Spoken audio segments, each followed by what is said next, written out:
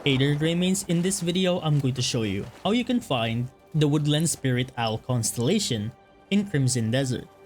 Now I'm just going to assume that you already know the quest behind this wild little goose chase, so I'm not going to ramble on too much to waste your time.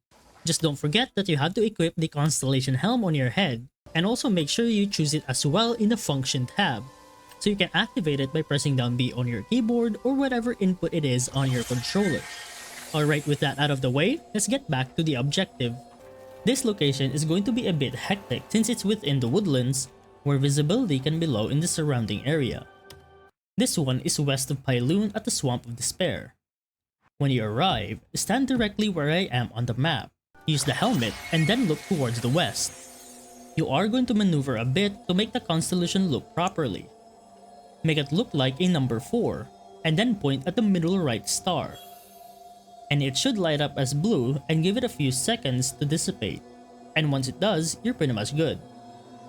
And that's pretty much about it on how to find the Woodland Spirit Owl in Crimson Desert.